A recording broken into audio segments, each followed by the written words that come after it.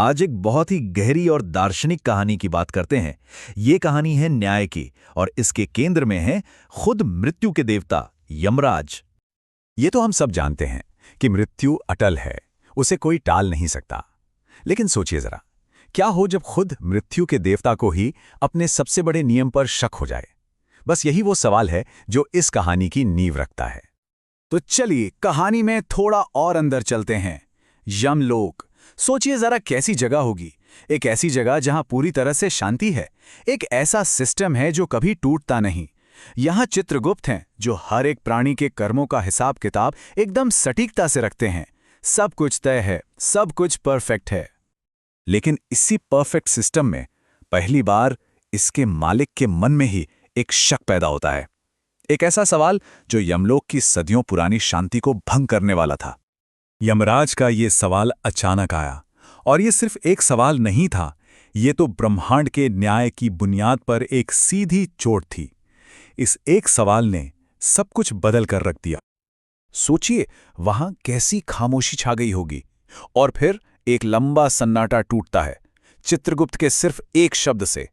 हां, और इस एक शब्द ने यह साबित कर दिया कि ब्रह्मांड की व्यवस्था में एक बहुत बड़ी गलती हुई है। तो अब ये गलती सिर्फ कोई हवाई बात नहीं रह गई थी। इस गलती का अब एक चेहरा था, एक नाम था, देवदत्त। एक बहुत बड़ी लौकिक भूल अब एक इंसान की अपनी कहानी बन चुकी थी। और यहीं पर यमराज को एहसास होता है कि बात कितनी बड़ी है। वो समझ गए थे कि यह सिर्फ एक इंसान की बात नहीं है। अगर न्याय करने वाला ही गलती कर दे तो फिर तो पूरा ब्रह्मांड का संतुलन ही खतरे में है। तो अब सवाल ये है कि यमराज करते क्या हैं? उन्होंने जो फैसला लिया वो आज तक किसी ने नहीं लिया था। वो मृत्यु के देवता के तौर पर नहीं, बल्कि अपनी गलती को सुधारने के लिए एक साधक के रूप में धरती पर उतरने का फैसला करते हैं। ये पल, ये इस कहानी का शायद सबसे शक्तिशाली मोमेंट है। सोचिए, एक देवता एक साधारण इंसान की आत्मा से माफी मांग रहा है। ये विनम्रता का एक ऐसा काम था जो देवत्व की पूरी सोच को ही बदल देता है। लेकिन देवदत्त की आत्मा का जो जवाब था वो और भी गहरा था। बात सिर्फ माफी की नहीं थी।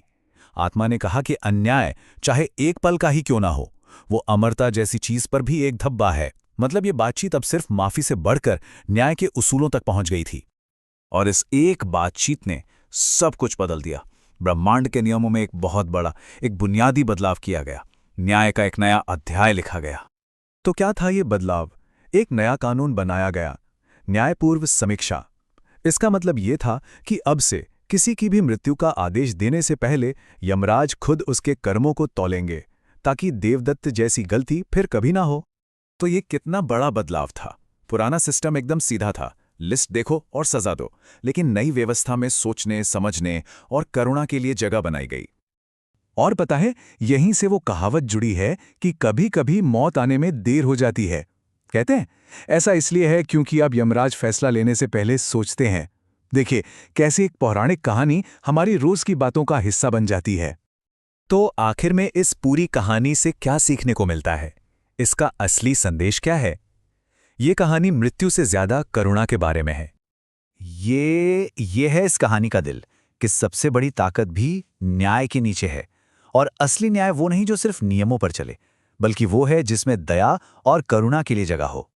और आखिर में ये कहानी हमारे लिए एक सवाल छोड़ जाती है कि अगर न्याय का सबसे बड़ा देवता भी झुक सकता है, अपनी गलती मानकर खुद को बदल सकता है, तो हमारी अपनी दुनिया में एक अच्छी न्याय व्यवस्था में कौन कौन से गुण होने चाहिए?